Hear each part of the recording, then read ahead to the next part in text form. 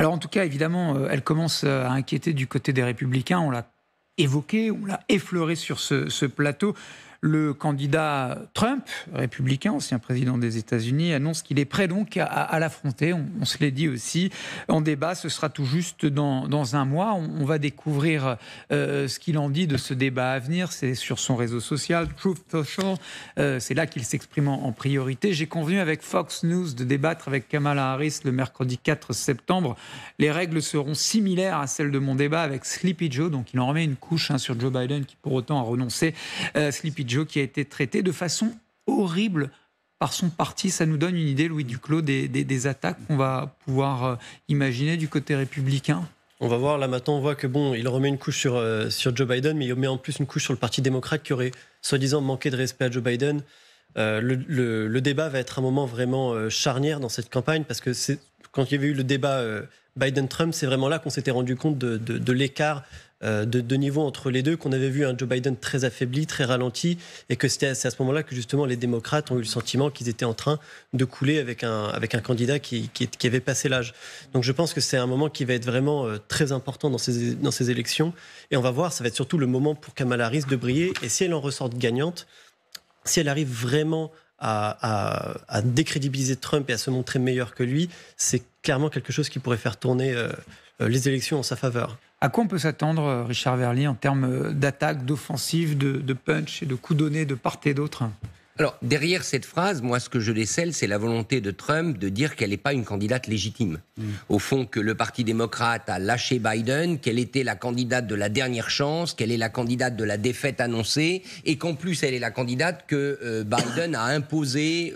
Ils n'ont pas eu de compétition normale, alors qu'au sein du camp républicain, il y a eu de vraies primaires, que Trump l'a emporté entre guillemets à la loyale, ce qui est un mot bizarre à utiliser dans le cas de Trump. Voilà, je pense que ça va être ça son argument. Maintenant, est-ce que cet argument peut porter à l'heure où, au fond, la question n'est plus celle des nominations? La question, elle est celle de l'élection présidentielle, elle est celle de l'avenir. Comme vous l'avez dit, j'avoue que j'ai des doutes, mais oui, il va tenter de mettre un coin dans le système Kamala en disant vous n'auriez jamais dû être candidate. Si il y avait eu un processus normal, vous ne l'auriez peut-être pas été, etc., etc.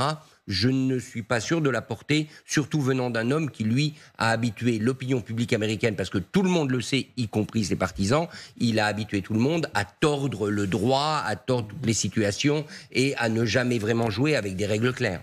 Oui, c'est sur ça qu'elle sera implacable, probablement, Kamala Harris. Mais vous allez voir, puisque vous interrogez la légitimité, enfin, dans l'esprit de Trump, que pourrait être celle de Kamala Harris, on le sent commencer à verser dans une forme de misogynie teintée de racisme ou inversement. Écoutez, Donald Trump.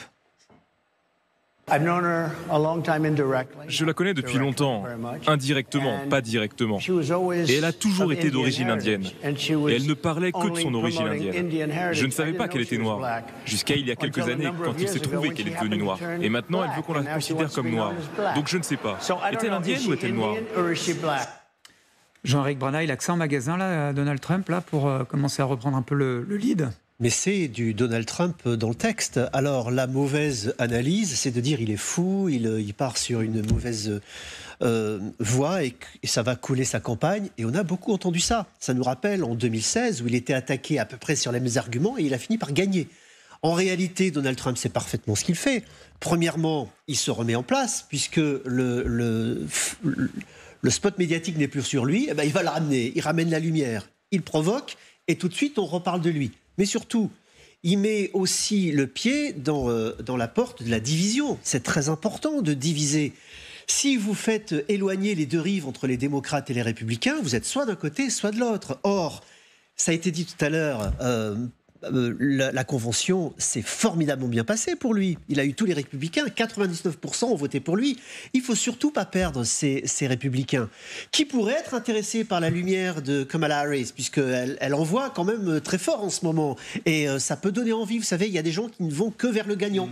Et ça aussi, c'est un vote qu'il ne faut pas sous-estimer.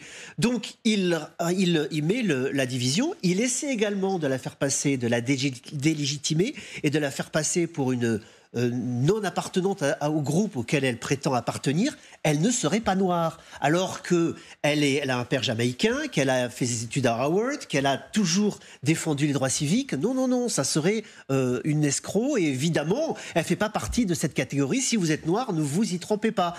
Il s'agit, là encore, d'amener les minorités à douter et de renforcer son camp sur le côté aussi j'ai peur, comme il l'avait fait avec Barack Obama, souvenez-vous, qui était l'étranger, qui n'était pas légitime. Il réemploie les mêmes ficelles.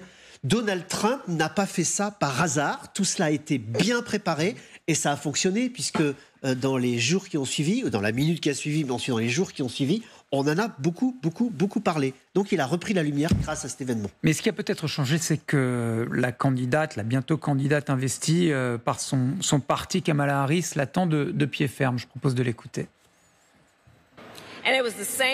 C'était encore le même vieux spectacle. La division et le manque de respect. Laissez-moi vous dire, le peuple américain mérite mieux. Il l'avait vu venir, ça, le Parti républicain, une telle coriacité, une telle offensive de la part de Kamala Harris? Je ne pense pas, parce que quand même, elle n'a pas été mise en la lumière pendant ces 4 ans de présidence Biden. C'est quand même un constat. On lui reproche, alors je ne sais pas si c'est vrai, qu'elle a échoué sur le plan d'immigration, elle avait un gros dossier à traiter, qu'elle n'aura pas eu le succès attendu.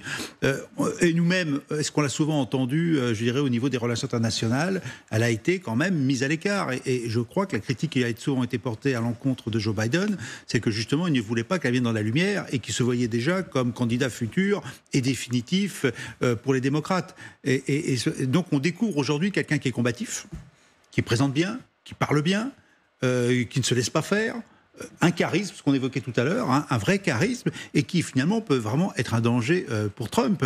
Et donc effectivement, l'échange qui aura lieu, le débat qui aura lieu le 4 septembre sera extrêmement intéressant pour voir comment elle peut tenir tête à Trump, qui est quand même, par ses outrances, parfois déstabilisant.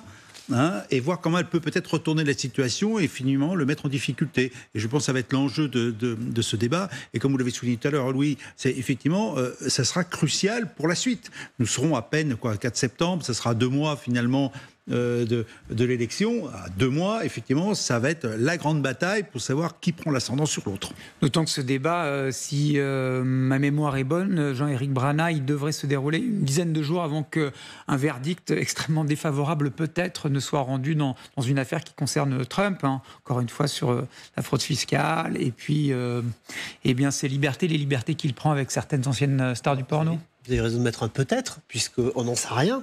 Pour l'instant, c'est en appel. On a eu les conclusions du procureur qui dit « Oh non, il faut surtout aller vers la mise en accusation, donner le verdict dans cette affaire-là ». Mais le juge Merchant, à mon sens, va quand même avoir beaucoup de mal à condamner Donald Trump en pleine campagne électorale, sachant qu'il pourrait influer sur le résultat. Alors, il a 2 solutions. La première, c'est de dire écoutez, je repousse encore après l'élection. Ou alors, non, je laisse tout tomber, puisqu'il y a une immunité qui est a priori donnée au président. Ça paraît compliqué de dire comme ça que ça ne s'applique pas dans ce cas-là. Donc, comme on a utilisé des tweets qui étaient de sa présidence, on va dire que ce procès est à refaire et on recommencera tout par la suite. Je pense qu'on va avoir une neutralité de ce côté-là. Oui.